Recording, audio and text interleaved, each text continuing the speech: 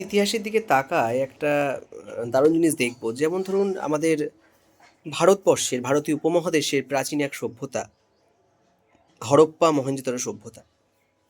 এই সভ্যতার বয়স মোটামুটি ৫,০০০ থেকে ৬,০০০ বছর আগেই সভ্যতা করা হয়েছিল বা শুরু হয়েছিল বলে মনে হয়।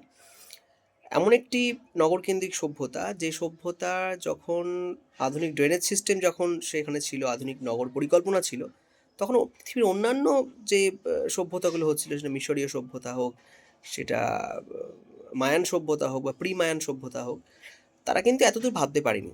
আধুনিক নগর পরিকল্পনা তারা কিছুই করতে পারেনি। সেই গ্রামকেন্দ্রিক সভ্যতা পিরামিড টিরামিড বানাচ্ছে, এটা নিয়ে তো বিতর্ক আছে যে আদৌ পিরামিড মিশরীয়রা বানিয়েছে কি না।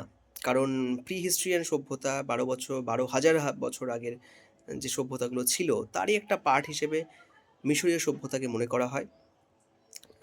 ইয়ঙ্গার ড্রায়ার্সের পর পৃথিবী জুড়ে জলোচ্ছ্বাসের ফলে প্রচুর আধুনিক সভ্যতা পৃথিবী থেকে বিলুপ্ত হয়ে গেছে, দ্বারকার মধ্যে পড়ে।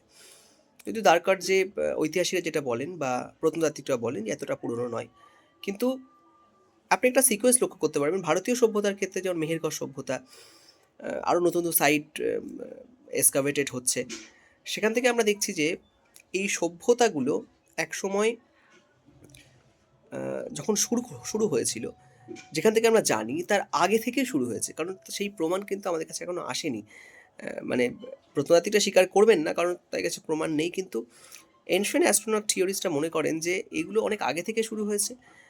তার একটা পার্ট, মানে সভ্যতা ভাঙা গড়া হওয়া, ধ্বংস হয়ে যাওয়া, তারপরে নতুন করে সৃষ্টি হওয়া। সেটা আমরা গোব্যাকলি টেপিতেও দেখি।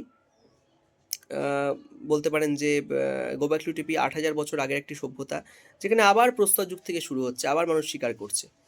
মানে কোনোভাবে এরকম হয়তো হয়েছিল যে একটা গ্রেট রিসেট হয়েছিল। Great reset in the sense, ধরুন সভ্যতা তৈরি হলো, উন্নত শিখরে পৌঁছালো, ধ্বংস হয়ে গেল, প্রথম থেকে আবার শুরু হলো তার খড়কুটো দিয়ে। ব্যাপারটা এরকম।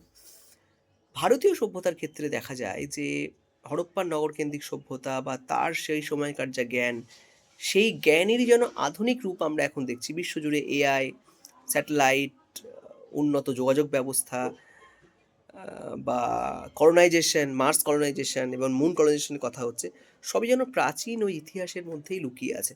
সেই ইতিহাসটাই আসলে আমাদের অজানা। সেই জন্য অজানা ইতিহাস খুঁজতে গেলে আমরা দেখব যে আমরা হয়তো এই পৃথিবীতেই হয়তো আজ থেকে ১০,০০০, ১৫,০০০ বছর আগে, ২০ বছর বছর আগে যে সভ্যতার কথা হয়তো লেখা কোথাও নেই, উন্নত সভ্যতা ছিল, তা ধ্বংস হয়েছে, আবার নতুন করে শুরু হয়েছে। এটাই মনে হয়।